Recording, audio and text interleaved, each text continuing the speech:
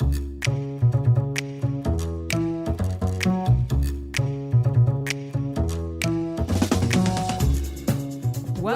to A Meaningful Marketplace.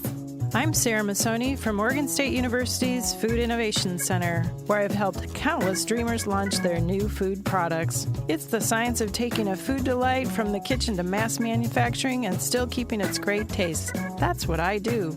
I've been called the woman with the $1 million palate, although I haven't tried to cash that check yet. Listen in weekly for real-life stories.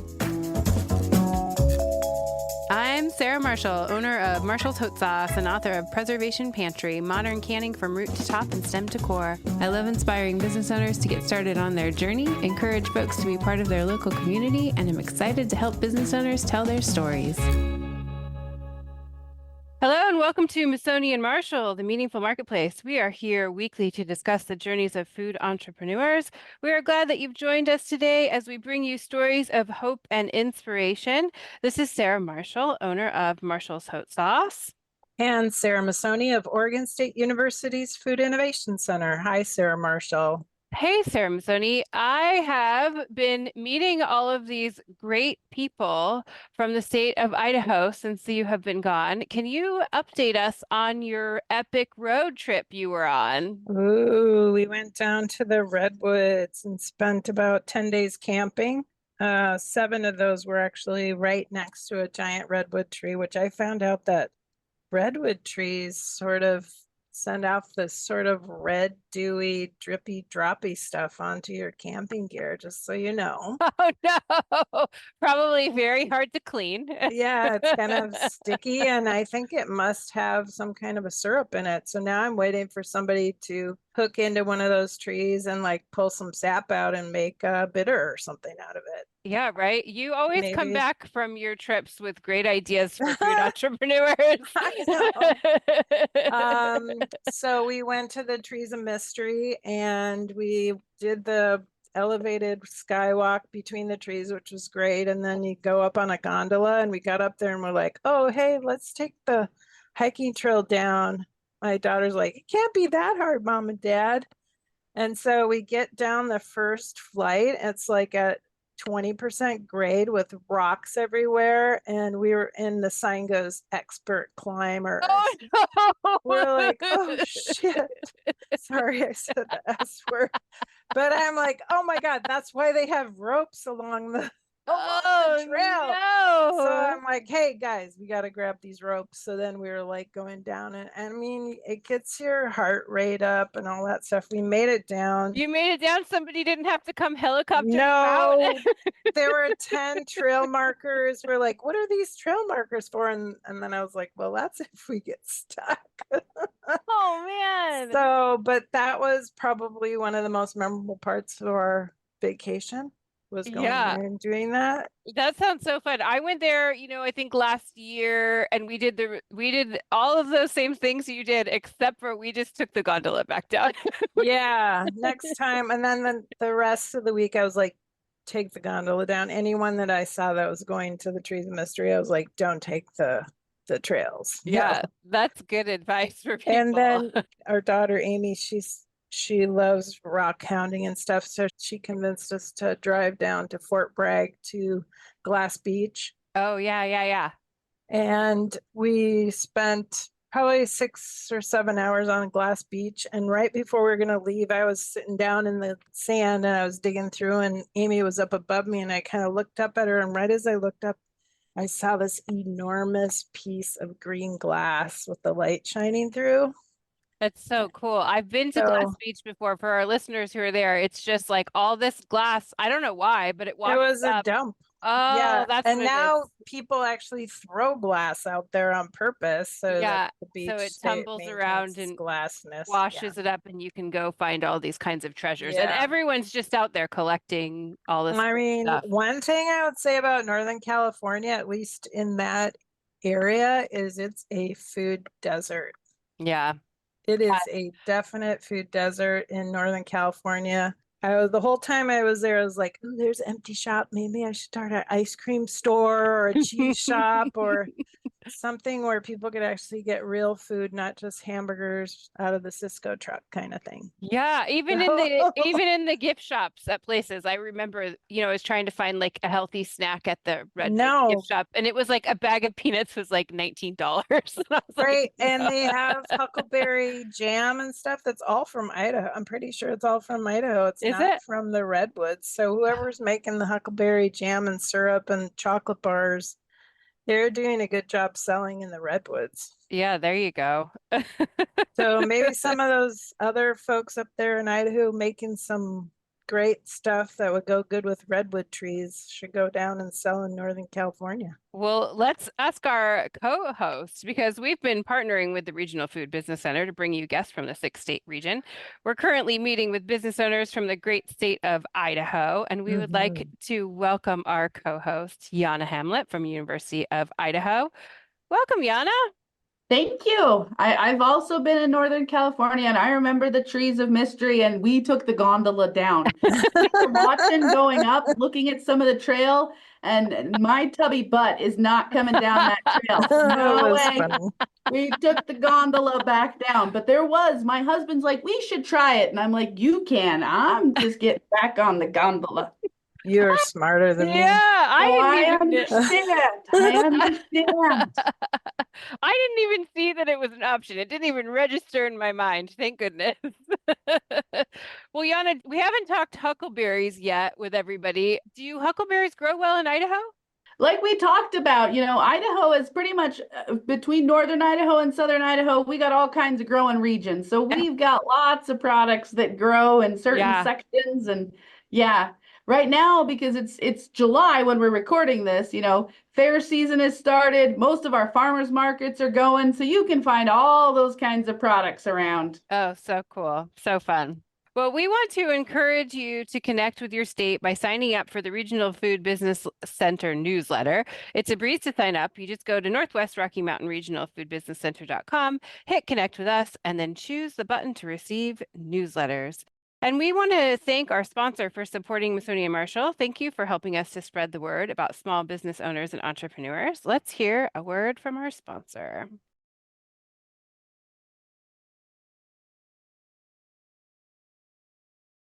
The Northwest and Rocky Mountain Regional Food Business Center is the proud sponsor of the Meaningful Marketplace podcast, giving a voice to food from across the 6-state region of Colorado, Idaho, Montana, Oregon, Washington, and Wyoming. The Food Business Center supports Northwest and Rocky Mountain food industry makers as part of the USDA's National Network of Food Business Centers, supporting a more resilient, diverse, and competitive food system as a go-to source for small and mid-tier food and farm businesses with a focus on underserved communities, providing education in the form of technical knowledge, business programs, and industry news. We sponsor trade shows, meetups, and conferences to connect growers, producers, retailers, distributors, and processors, all to stimulate business and raise the standards of our storied food industry. Join us as we travel through the 6-state region, learning more about food makers, food hubs, and food systems. Visit the website. I would like to introduce you to our guests today. We have Briana and Melissa. They are the owners of Free Spirit Beverage Company, making alcohol-free cocktail mixes in Boise, Idaho. We're delighted to have you on the show today. Hello, ladies. Hello. Thank you for having us. We like to connect our listeners to you and give them the best way to follow your story. Can you let us know how to find you on social media and online?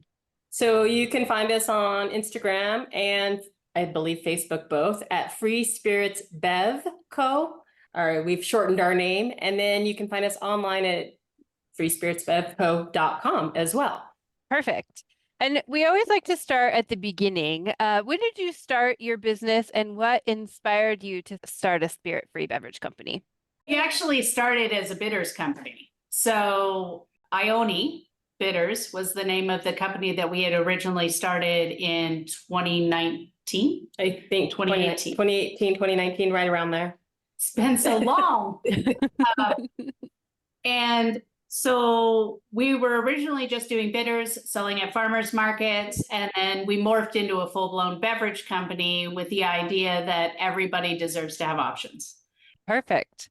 I love that. We really like when people are inspired by what's going on in their personal lives. And it sounds like that was part of your process to offer everything to other people that need beverage options. When you started your bitters company, how did that begin? Did you experiment at home? Did you make something and gift it to someone? What was the impetus of that? Oh gosh.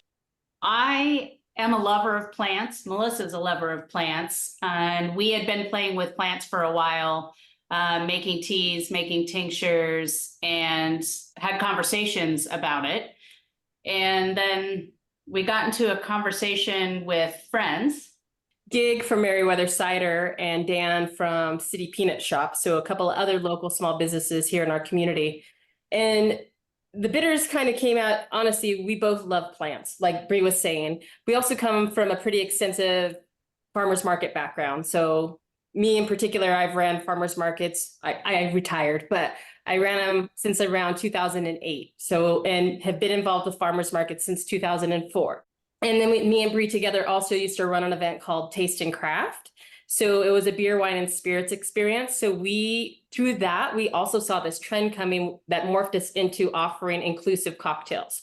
But the bitters ultimately came about because we loved plants. That's really where it came from. And so we started experimenting with them and making bitters and sharing them with friends.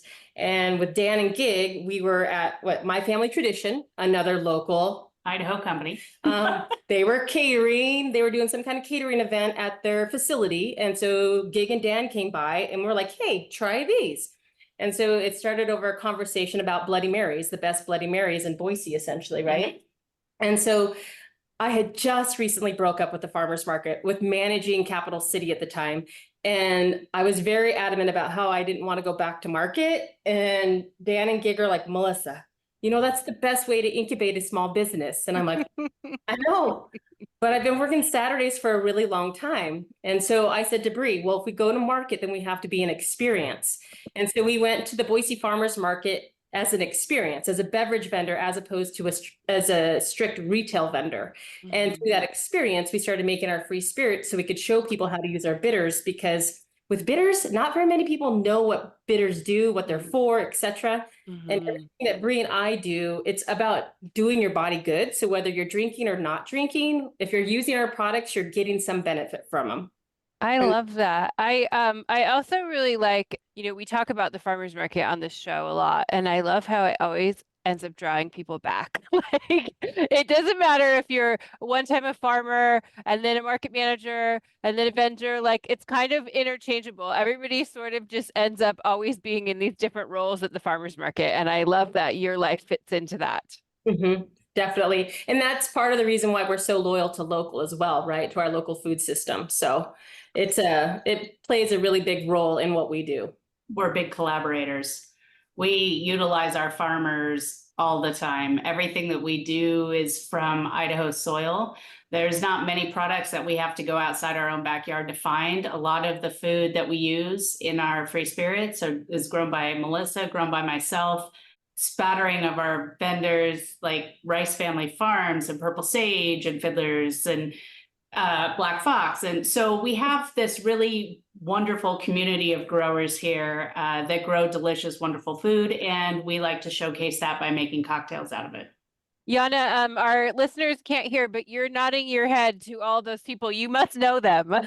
Yeah, those are all well known. They're smaller businesses, but they're very focused on local and giving back to the community. And a lot of them are at farmers markets and things like that. And so there's a lot of interconnectedness. Yes, absolutely. And we do try to derive ingredients that have been grown organically, preferably, right? Whether or not they're certified organic, it's that we know. The great thing is we know our farmers, so we know the lineage of our food, which is amazing and wonderful. That's really cool.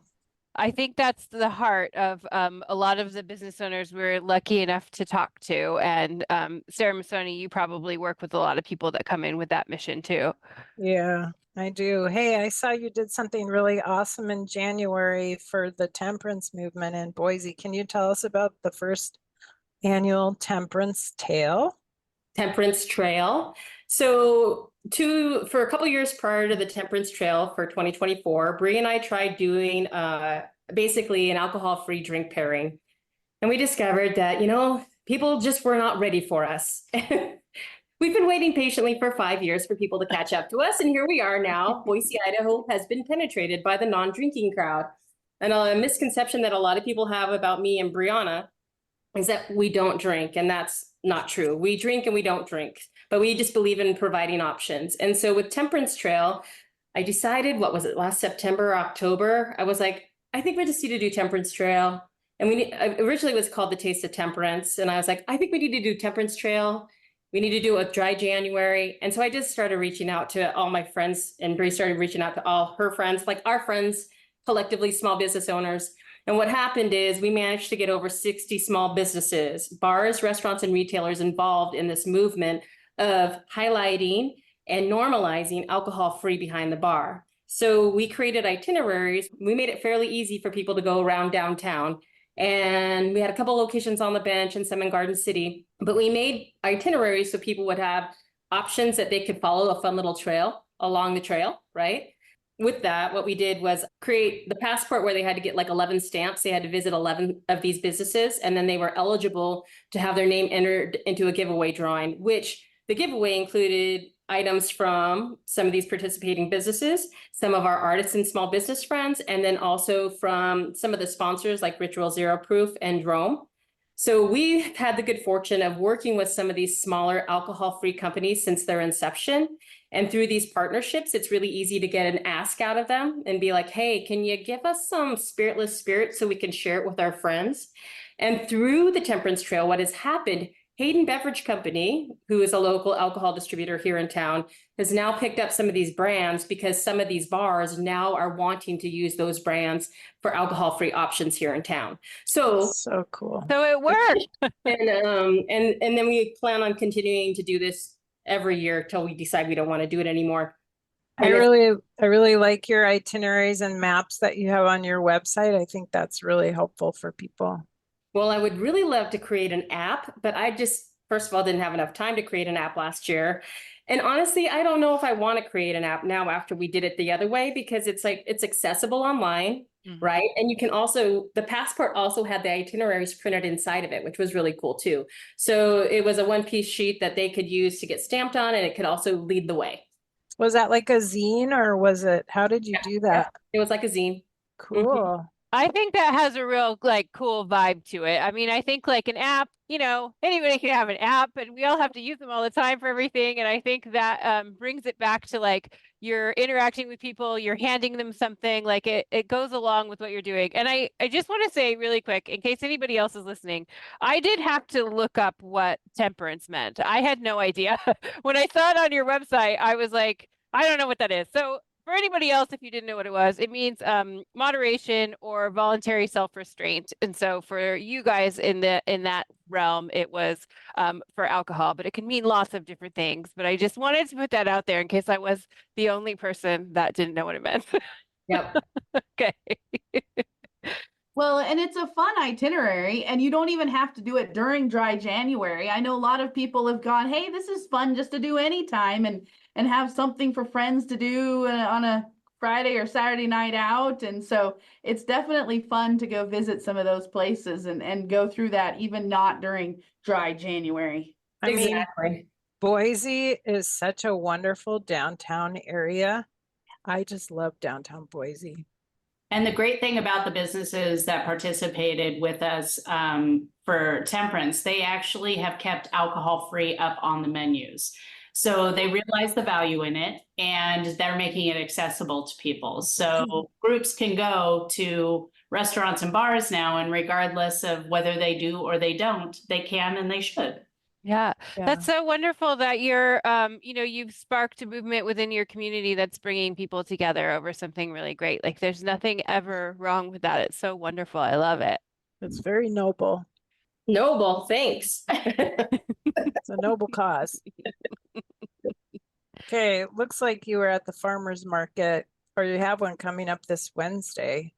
So I know Sarah Marshall has specials at the farmer's market, and she'll make up something special just to try it out. Have you all ever done that at your farmer's market? Every time. Every Tell us single about time. some of your secret specials that you share with folks at the farmers market. Yeah, so every single time, like Melissa was saying, in order to get her back at market, what had to happen was it had to be an experience. So every Saturday is an experience. Every Wednesday is an experience. So when we go to either Ketchum or the Boise Farmers Market, we actually go with a cocktail. So we create cocktails on site, and that changes every single market. So the only thing that doesn't change is we do Bloody Marys at the Boise Farmers Market, and we do those until we actually run out of juice, which we just ran out of juice, but we're coming back into season, so we'll make more juice. So the Bloody Marys, in lieu of them not having alcohol, they either have mushrooms from Ferg's Fabulous Fungi. He gives me his mushrooms, leftover mushrooms, and then we roast them and turn them into a broth, and that actually ends up being the base for the Bloody Marys. And then we also use Brown's Buffalo, and we make a buffalo bone broth, right? So instead of using vodka or tequila, we actually use something that has tons of flavor, super umami, super unctuous, and it makes a really great cocktail. So we were competing with coffee. We want to have a line, a Bloody Mary. We want to Of course. that is the goal. So at each market we do different cocktails and it changes. So like this week, I believe we're going to be doing margaritas. Yum. And just kind of showing people the practical application of alcohol free. There's a lot of people, the reason we have our bottle shop is so people can try different things. It's very daunting to go online and just purchase an alcohol-free product without being able to taste it. It's still a new industry, and there's a ton of brands out there.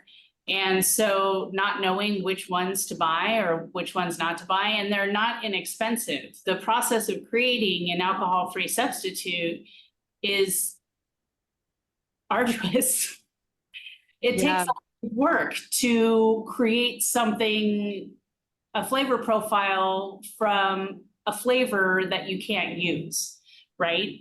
So for me, I'm on like the 17th iteration of Mezcal right now. And that is because it's all food driven. So all of the different flavor profiles that are present in Mezcal, I want to be able to bring into the alcohol-free arena. So Mezcal, doesn't that have the worm in it?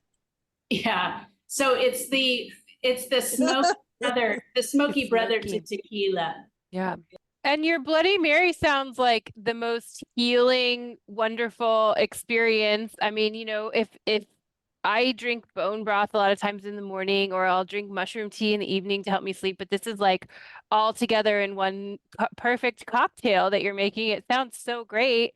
And with the mezcal, you know, sometimes when my friend went and did a show about how they make it. Sometimes they'll like drip chicken fat, onto the agave. So maybe that bone broth will come into that mezcal again too. Or something. I've actually thought about it because originally when I started making it, I was using peanuts, and to keep the facility kind of nut free, I had to shift gears, right? And think about the foods that actually taste like peanuts, because there is a peanut profile in mezcal. Yeah.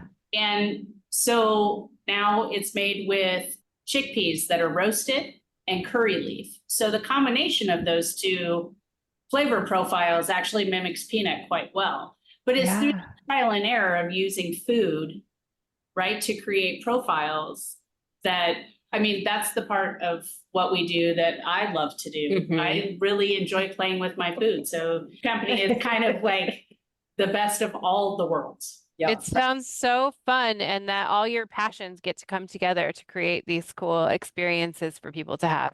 We're going to take a quick break, and when we come back, I like to walk our listeners through what it's like to order something from you and receive it, and then how they interact with it. So we'll be right back.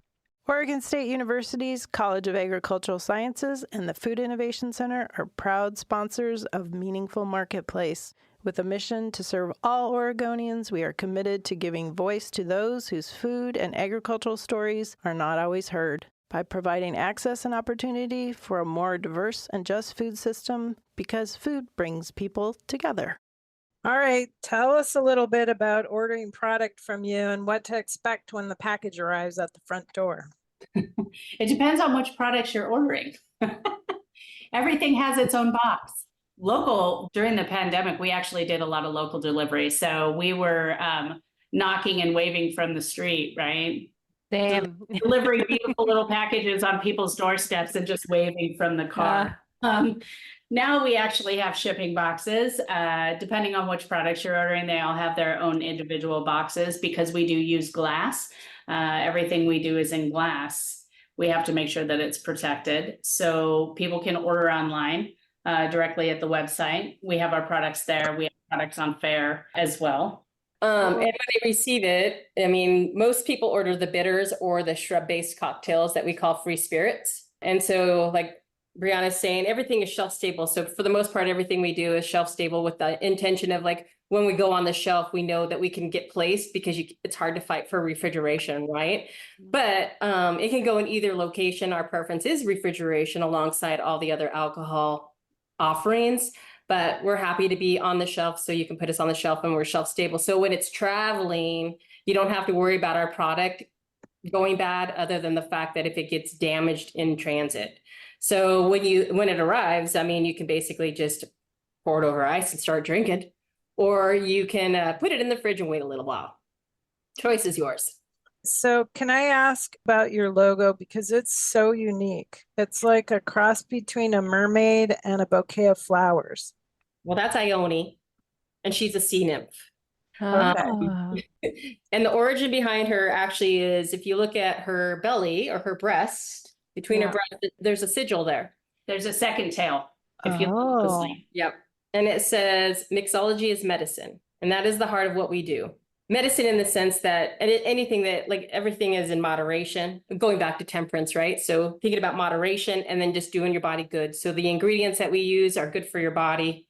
And we put a lot of love and nourishment in our products, right? So everything that we put into it goes out into the world, and we're very proud of that. We send lots of heart, lots of love out into the world. So she has this fun floral head, right? Because our friend Holly, a local artist, we asked her, well, we told her what we were trying to do. We wanted to create an image with the sigil. She knew that Ione was a sea nymph, and she also knew that incorporating the plants that we use was important as well. And so that's why she's got a funky headdress. And an apple. And an apple. Because and the apple color changes. It does. It does. Flavors. But you don't have the name of your company on the front of your package. Probably not on the old image on the website. Okay. The Free Spirit wraps around the moon. Okay. We actually just did photos today to update our images. Okay, good. And then the last thing I would say is that you don't have any trademark on any of these things that I can see. And so I really would recommend that you at least put the TM on your image, and maybe consider it also for your unique names for each product. And you can usually trademark right in your state. The cost is really much lower.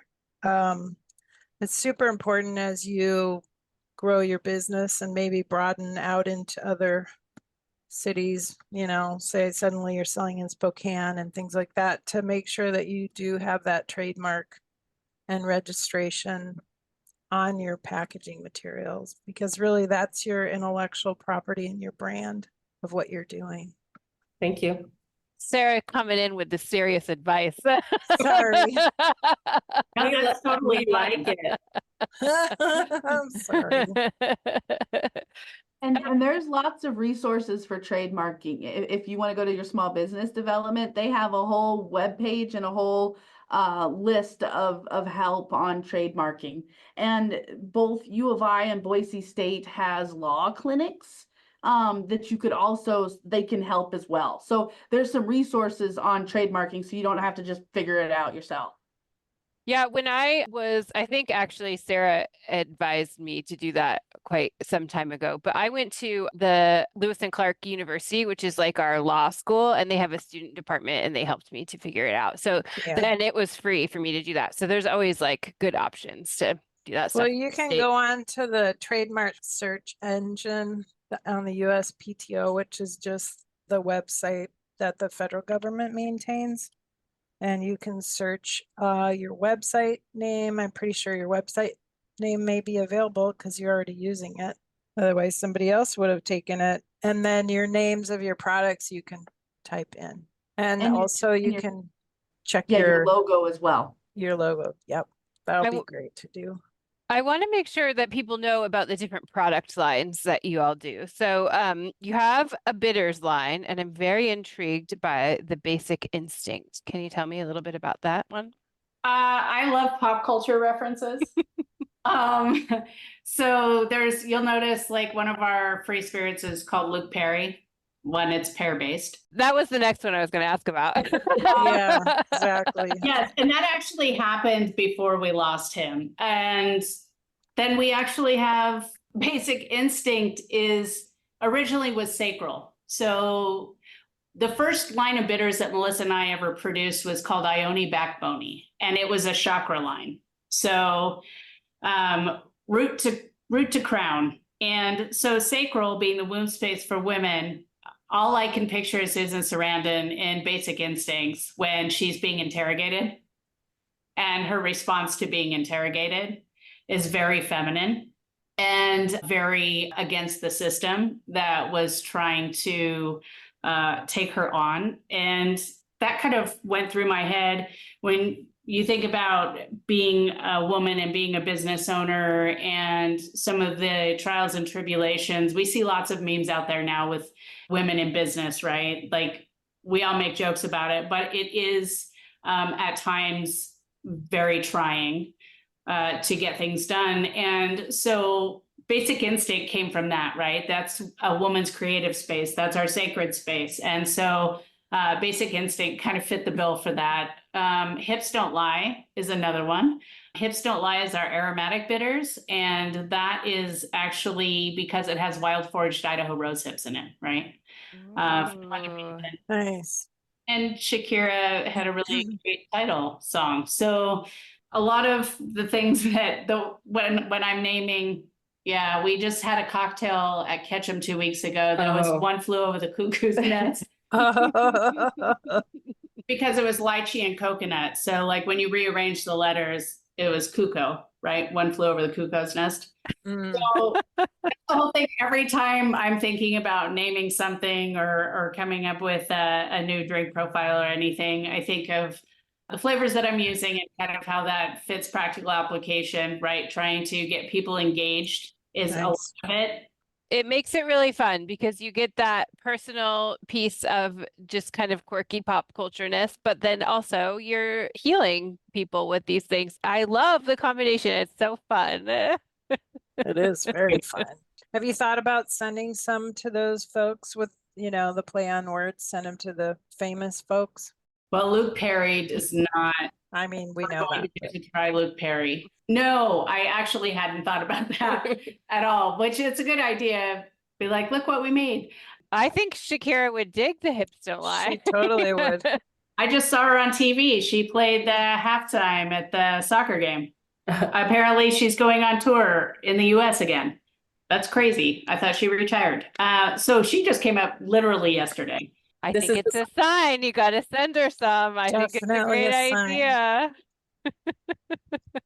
Yeah, and also send some to Oprah while you're at it to get into her fall food catalog. Somebody else had mentioned that. I wouldn't even know how to begin to do that. Sarah Masoni, tell us. I'll ask around.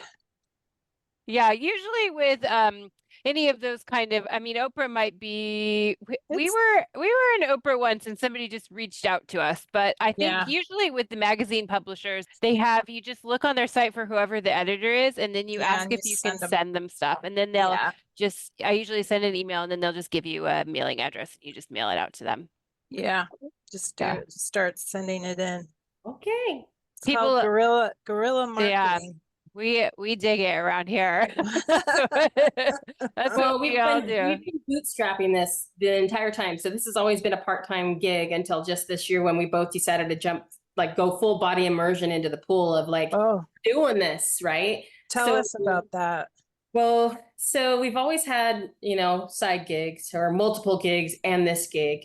And we went through what was it called? We just went through the fall program that we got referred to, thanks to the U of I, with the Portland Community College. Oh, getting your recipe to market. Yes. Oh, We did excellent. getting your recipe to market. And there was a lot of affirmation going through that program that basically said, you need to get off your heels and you need to just jump in the deep end.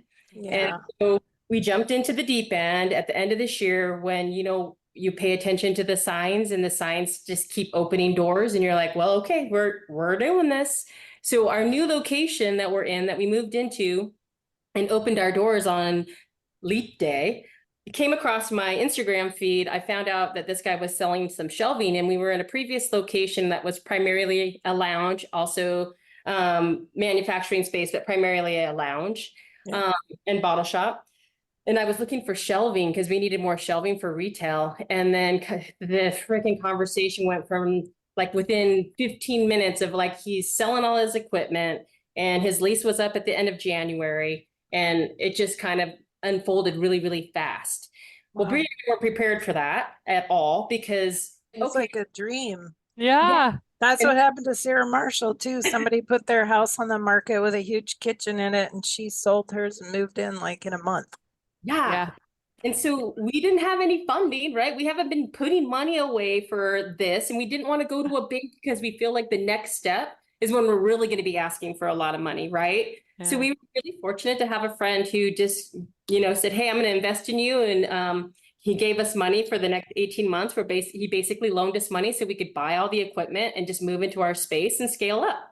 Yeah. And so that's what we're doing. We decided to go all in on the manufacturing aspect of it.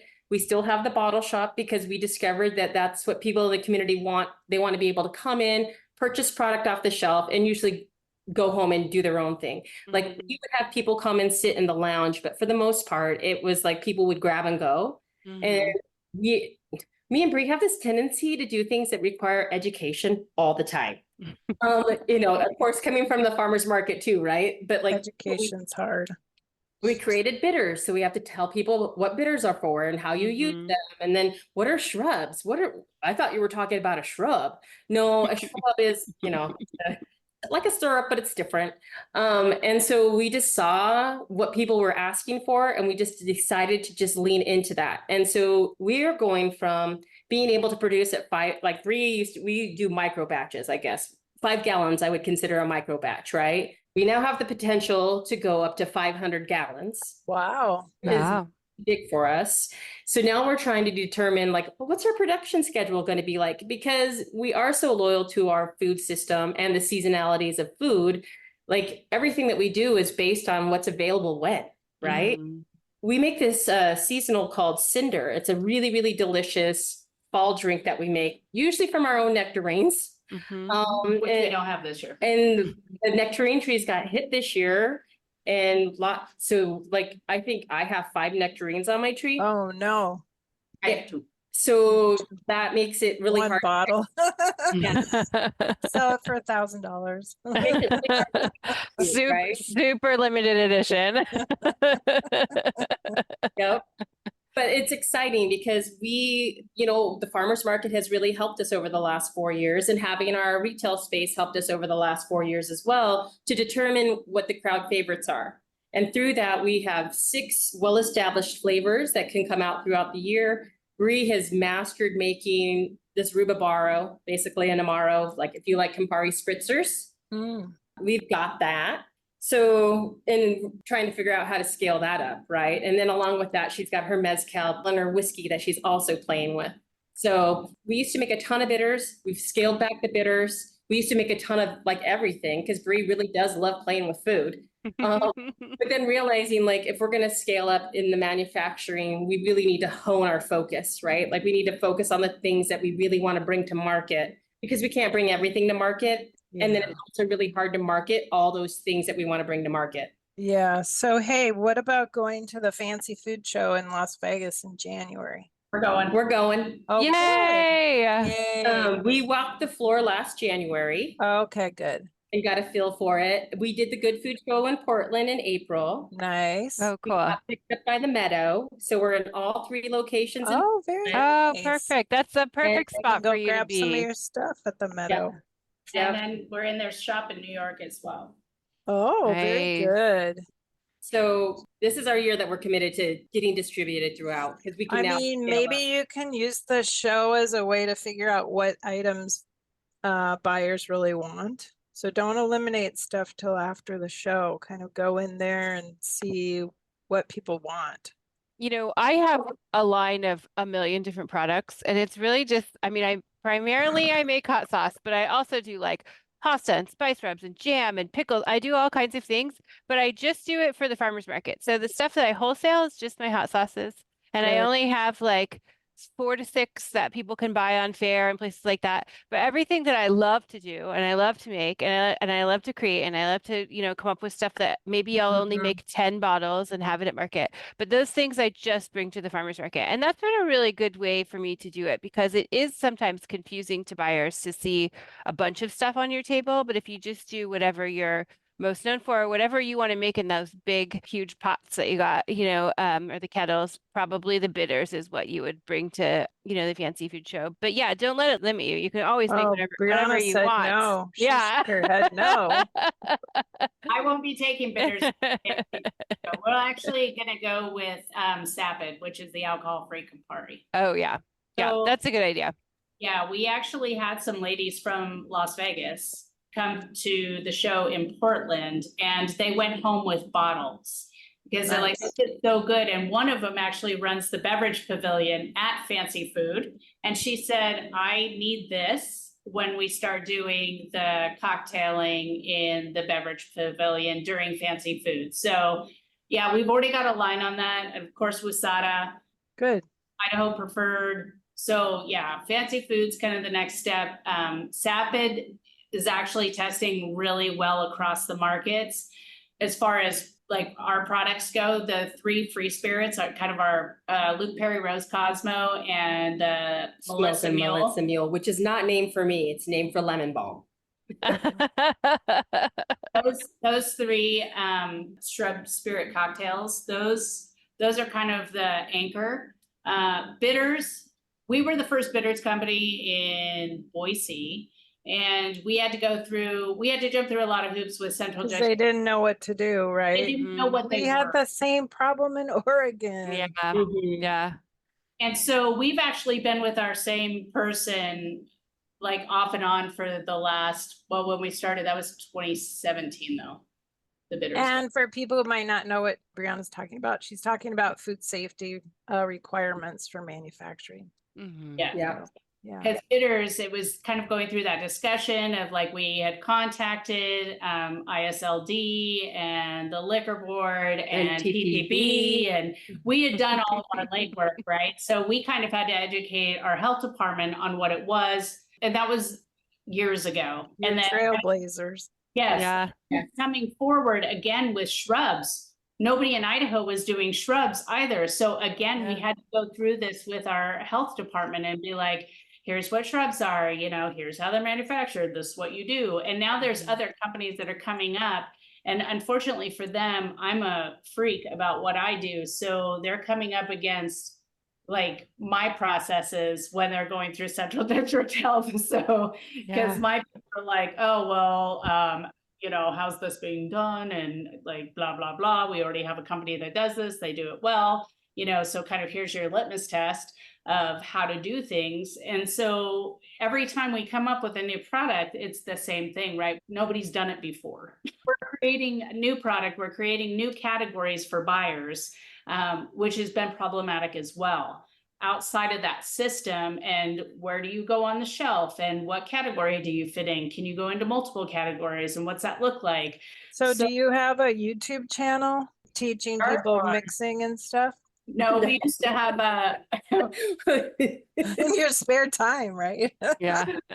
We used to have fun little videos, 3-minute clips that we used to do a long time ago used to be called Movement Mondays, that we would just talk about anything that moved you and the kind of movements that happen within the human body as well. Uh-huh. And from there, we moved on to Womb Wednesdays, but we haven't done too much Womb Wednesdaying yet.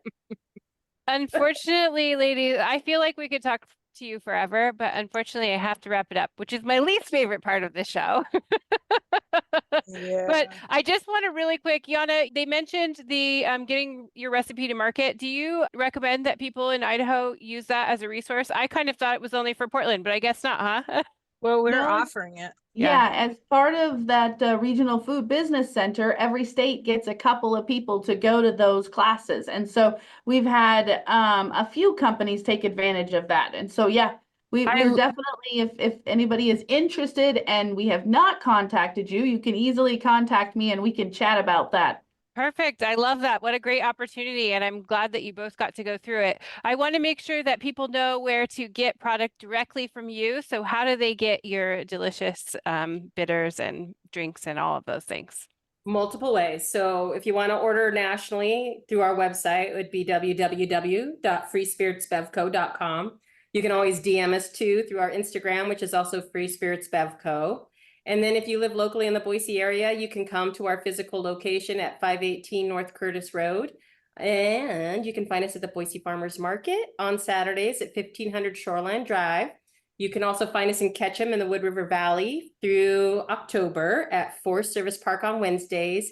And then you can also find our product, a few samples of our product at Vervain Collective in Garden City. I think that Carissa still has a few things on her shelf at Larkin Larder on Orchard Street.